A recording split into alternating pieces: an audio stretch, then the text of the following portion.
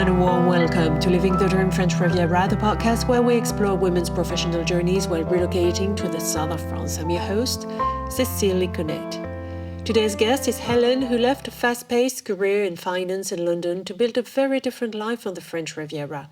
She and her husband made the bold decision to step away from their roles and move to the south of France with a new business idea, building a property rental portfolio in Cannes.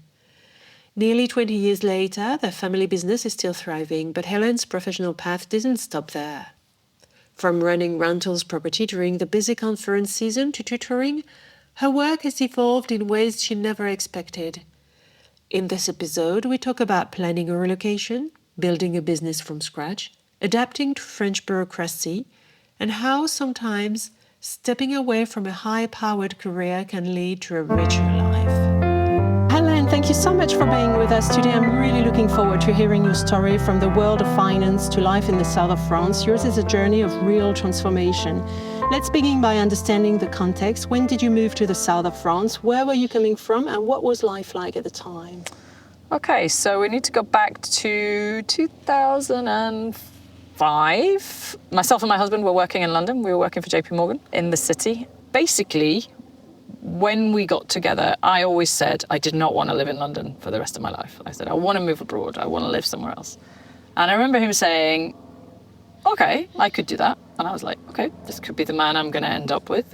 We have a goal in tandem.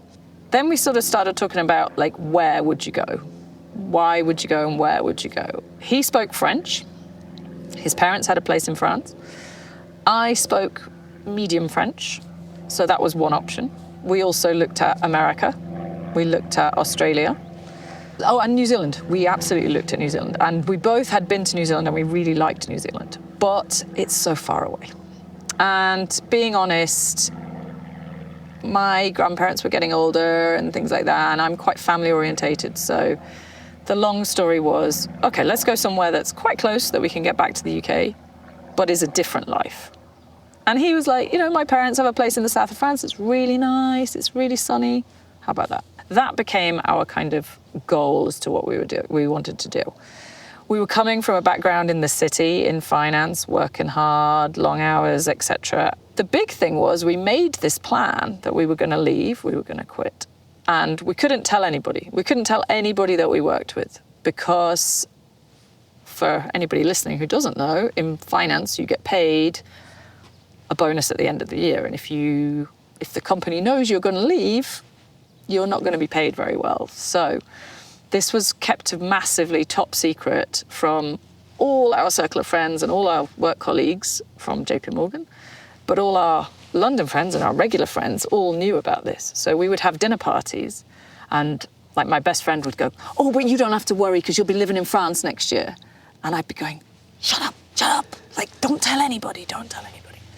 So when we did finally announce that we were leaving in the January, I suppose it was, of 2006, all of our friends and colleagues from JP Morgan were extremely surprised because we were literally going to leave about 2 months later and they didn't know about this massive change that we were going to bring into our lives. So that was sort of the context. And if I kind of rewind as to why I didn't want to stay in London and remain in London, I'd had a bit of an epiphany a few years before that when I was in JP Morgan working in New York and was there during September 11th. So it was a pivotal moment for me, a big day, an emotional day. And I said to myself, I'm not going to do anything that doesn't make me happy. Life is very short. So take your chances. And I thought, I don't want to end up like just a regular, not regular, because people in JP Morgan are very, they're intelligent and cool people, but I didn't just want to be working in a bank for the rest of my life. I thought, let's go see what else is out there. And yeah, as I said, fortunately, Niall was on board. We concocted this plan to move to the south of France. So you arrive in the south of France. Mm-hmm. Mm-hmm. Is it just like what you had imagined? So we came with a business plan. We did have a business plan, which was to buy properties to rent them out. And our original plan was a bit half-cooked and we were going to be halfway between the mountains and Cannes. And quite quickly we realised there was a very good rental market in Cannes to buy properties and rent them out. And that was where we decided to focus. And we took some of the money we'd had invested and we brought it and bought properties, renovated them, etc. I wouldn't say there was a huge cultural shock, but there was a kind of a shock as to how much admin there is in France. Logistics and admin, which we hadn't really anticipated, I don't think. I think we were a little bit shocked as to how many meetings we needed to have with bank managers and lawyers and things like that. So that was a little bit tiresome. Customer service is very different in France to the UK. That was quite a big culture shock. And sort of maybe not trusting websites as much as I did back in the UK. You know, if you bought something and it went wrong, there was always customer service, there was small claims courts, etc., etc. I found France was a little bit backwards in that. It didn't seem to be quite as far down the line. So I wouldn't say a cultural shock, but there were definitely differences. And I missed my baked beans. That was the one thing I missed. Awful lot of good food in France, but I did miss baked beans. So you arrive, how do you set up the company? You mentioned admin work. How do you get a loan coming from the UK? How did you manage all this? Yeah, I mean, we were very fortunate that we had a bit of a sum of money behind us that we had saved, invested when we worked our time in London. Now you're asking, it's a long time ago. We had quite a good financial record, so the banks and the lawyers were pretty happy to lend us money. And then as it got further on, we were able to grow the portfolio, and then essentially we had assets to put against the borrowing for the next property, and so it was quite an organic thing. And then we were able to renovate the places and get them renting on the market quite quickly. So income came quite fast. So it was I'm not going to say easy, but it went how we hoped it would go. Yeah. So there were no major hurdles in setting up the business and getting things running? No major hurdles, no. It was fairly smooth. I mean, we're talking in pre-Brexit days, right? So, you know, I'm not sure things would have been quite as easy these days. But having the nest egg definitely helped. How did you find your clients? Yeah, so that was an interesting one. So I kind of, when we first moved here, I thought, we'll rent it out. We'll put it on a kind of an advert and we'll rent the whole summer. It'll be really easy. And it wasn't like that at all. I mean, it was like naive really to think that. It took us a good few years to really get into the groove of getting repeat customers and kind of a good clientele, a good base. We were very lucky that early on we made contact with an agent who looked after apartments for the conferences. And so she essentially rented I think at that stage, probably in our first year, we had 2 or 3 properties by then. And she would take those and rent them. And honestly, we're nearly 20 years into this working relationship and we still work with her. And that's been a massive success. So that was brilliant. Finding kind of clients for summer took longer. And I mean, some people love it, some people hate it, but Airbnb really works for this kind of thing. And we have used that to good effect in the last few years. We also used to use a couple of different national companies. Like we had a couple of websites in Norway that were really quite prolific at getting us clients. The Norwegians love coming down. Those don't seem to work so much anymore. It was, you know, 1 step forward, 2 steps back, 1 step forward. You know, we found our way. And I'm pleased to say we have a lot of repeat customers. It makes it much easier.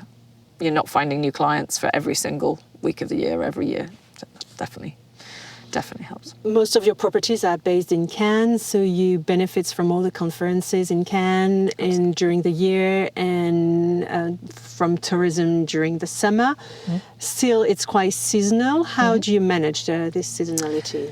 You've said exactly what it is. We're right in this. All 4 of our properties are within about 500 metres of each other. So they're all extremely close to the Palais for the conferences, close to the beach for summer. We don't rent the whole year round. I mean, my husband, who runs most of the company now, he is of the view that you need some downtime for your properties. He needs to work on them, do maintenance jobs, etc., etc. So The season kind of runs from about mid-March, when we have one of our biggest conferences, all the way through to just sort of finish late October. And then in that kind of off-season, November, December, January, February, he's working on projects, a new paint job, new windows, etc., etc. So yeah, the income is not flat. It fluctuates a lot, and we have to be good with financial planning to say, okay, right, all the summer money's come in, and then we're going to have tax bills at the end of the year. So yeah, you've got to manage it. But as long as you're aware, it's something that can be managed for sure. You mentioned you have 4 properties in Cannes, and at some point you decided to no longer expand. Yeah, so it was quite organic, really. So we started with small properties, like 1 bedrooms, studios, 2 bedrooms. And as time went on, we realised that there was a bigger market for bigger properties. So over the course of probably about 10 years, we bought and sold different sizes. So we started with small, we would run those for a while, we then made some capital gains, so sold that, bought a bigger property, etc., etc. So now we have 2 3-bedroom properties and a 5-bedroom house and a 6-bedroom house.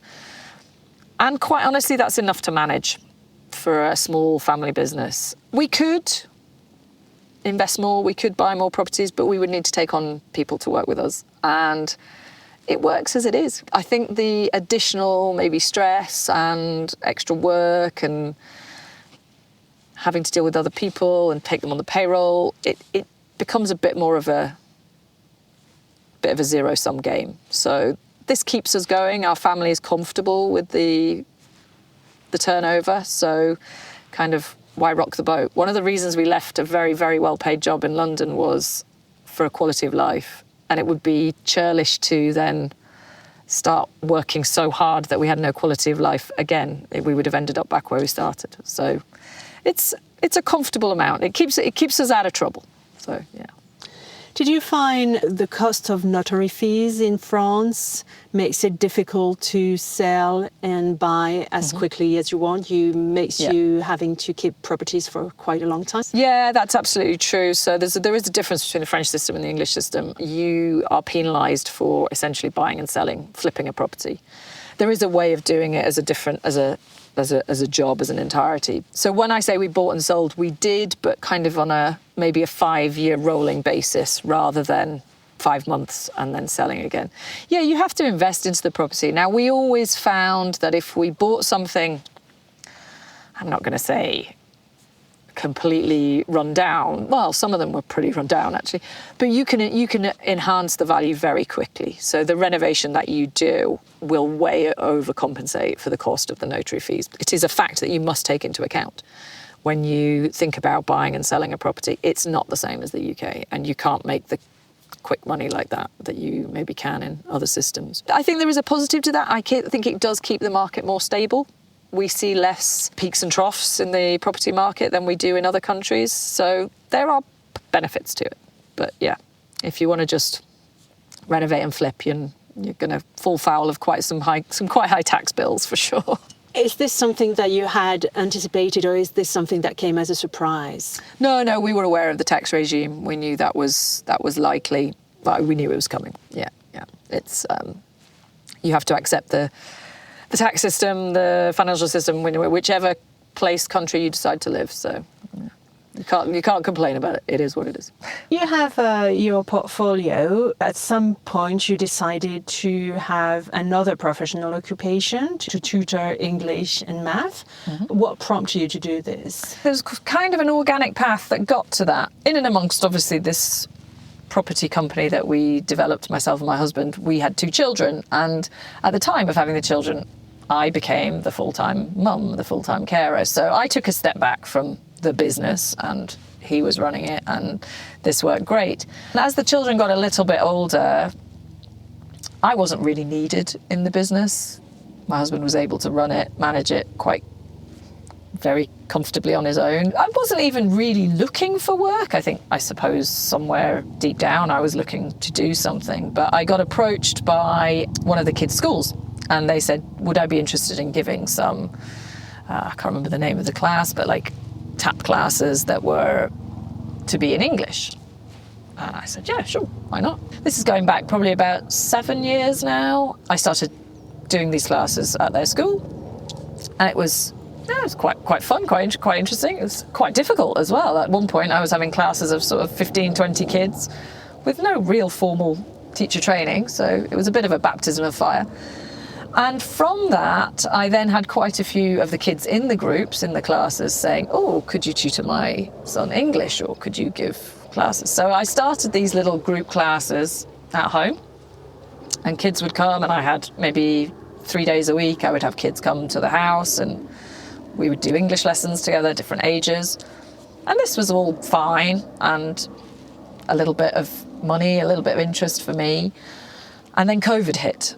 And COVID was the big catalyst, really, because having a rental company where all our income is derived from conference guests and summer guests, who at this point now are not coming to the south of France, we saw our main business essentially grind to a halt.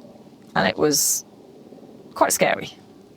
At this point, I started thinking, well, can I do more tutoring? Can I do online tutoring? And sort of put a few feelers out to some friends who said, oh, I know kids in my kids' class who could do with some support, etc., etc.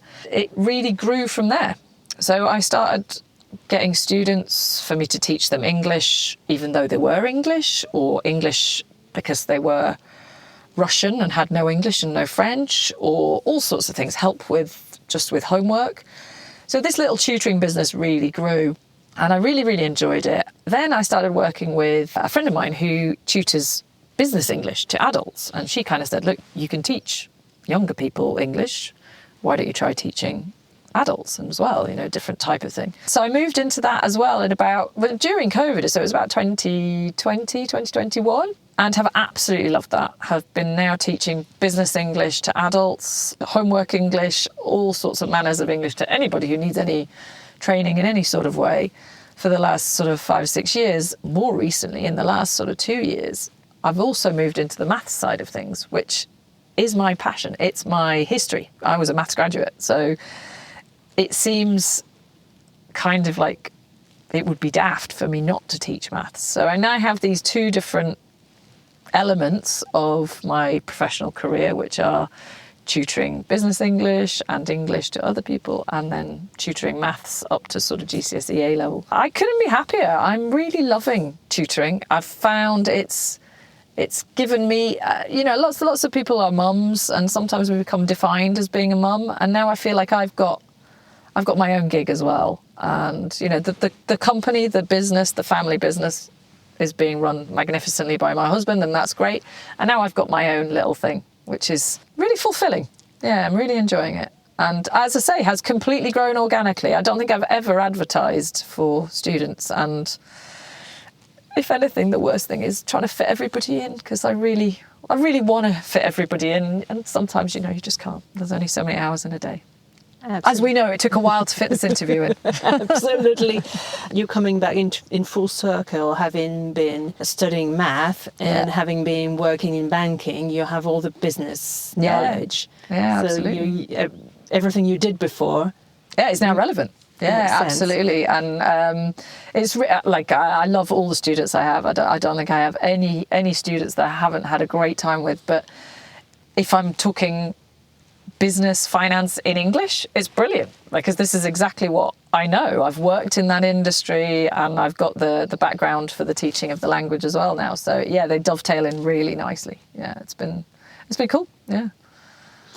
Although there's many native English speaker on the Riviera, although you still find yourself in demand. In demand. Yeah. I have clients who are English, whose kids are English, and you kind of say, well, just help them with their English homework. And they'll say, I can't teach my own child. And a lot of people find that, a child often reacts much better to an outside influence, an encadrement where, you're sat down and it's a lesson environment rather than mum's half cooking dinner and going through your homework. So, I've never struggled for demand for people wanting to, and also adults. Plenty of of non-English speakers in the area that are desperate to improve their English. And we can always, and I should be doing French lessons as well to improve my French. So yeah, we can always improve, can't we? So there's never a lack of students, put it that way. How did it go learning French? Like you arrived with a little bit of French. How was your So I did GCSE and A-level French, so my French was all right. It was grammatically good. I would like to say I can probably write French better than I can speak French. My husband's French is amazing because he lived in France as a child, so there was always a little bit of I don't have to, but no, I did jump in and I did take lessons. I went to the Collège International de Cannes, did like intensive lessons. It's a never-ending apprenticeship though. I mean, you're just always learning, and as well when we're out walking and we talk, and I love learning new French words, but it's not easy. It's not an easy language. So I always have the utmost respect for anybody learning a language, because it's putting yourself out of your comfort zone. But I do think it's hugely important. And I do think there is a lot about life and culture that I would miss if I didn't speak French. So I'm really pleased that I do, to a certain decent level. My kids say it's awful though. Having had to learn a language yourself, does it help you to put yourself in the shoes of your students? Yeah, I really think so. And one thing I always try and sort of, especially with my just pure French English students, just say, right, if it's a direct translation, it's all good. I mean, we have lots of thousands of words that are exactly the same with a different accent. We even have direct translations of idioms and phrases. That's all easy. What we've all got to be aware of is when it's not the same, when there's a different, or the word order is different in a sentence in French or in English. I won't be able to think of an example. But so I do think it really helps to say to someone, I have a problem with that in French, so you're going to have a problem with the reverse coming into English. So yeah, hopefully I can bring a bit of that to the teaching practice as well. You went from a really high-level career in finance to a much simpler lifestyle. How did you feel? How did it feel to go from a comfortable income to something more modest? Yeah, I think that describes it correctly. Our income is way more modest now, but our lifestyle is way better. We, myself, my husband, were both quasi at home most of the time. We have brought the kids up together. He goes rowing 3 mornings a week. I go hiking twice a week. The lifestyle has absolutely no link to what I had in London. I wouldn't change it for the world. What I have been afforded by taking a pay cut, let's say, a step down in intensity, in both stress, money, etc., has been massively made up for in my quality of life. I'm outdoors as much as I can. I love it. I mean, I know it's not very sunny today, but this is a bad day, We've been complaining all morning. This is a bad day, and we're sitting outside in mid-November, so I'm not going to complain. And I feel healthier as well. I feel like I can take in control of my health, my nutrition, what I cook for myself, the kids. I do feel like it's a simpler life. Less money, but I wouldn't change it for the world.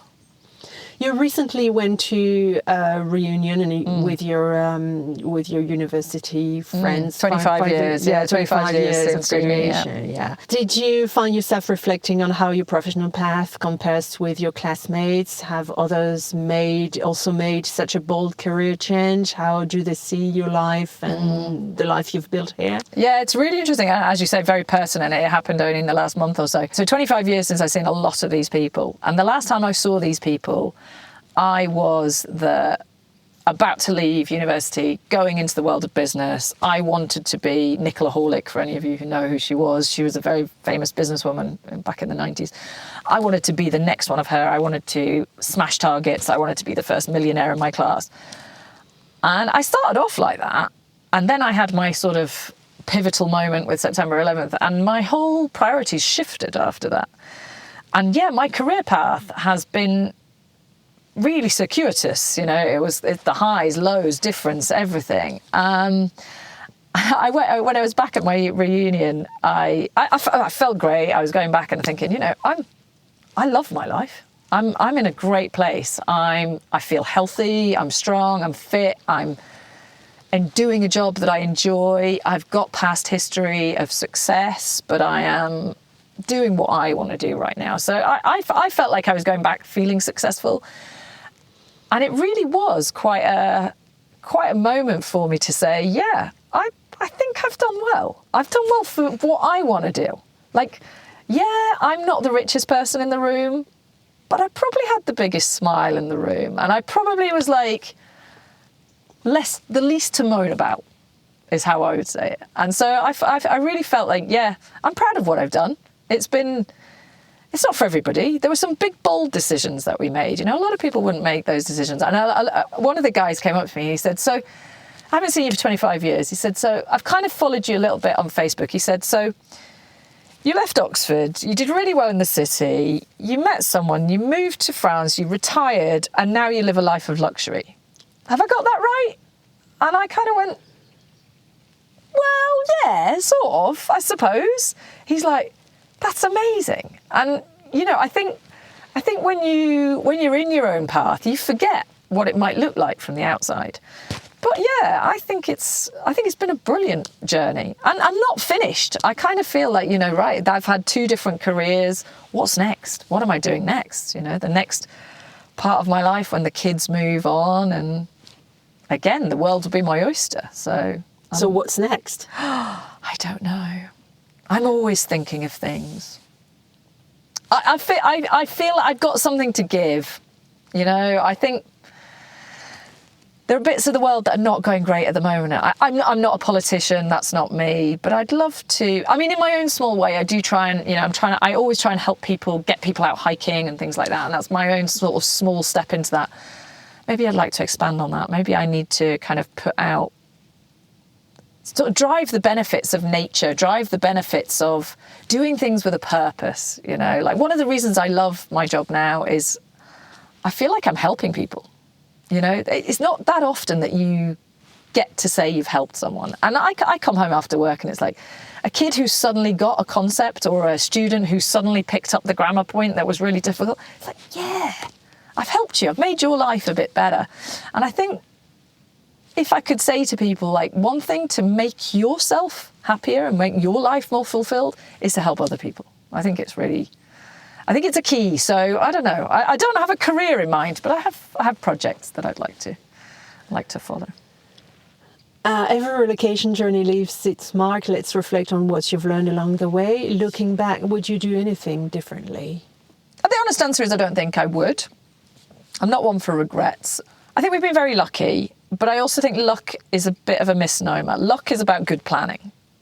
And I don't want to sound arrogant, but myself and my husband are both big planners, and I think we put steps in place for the program to work, for it to work, and it has. So I don't regret much. No.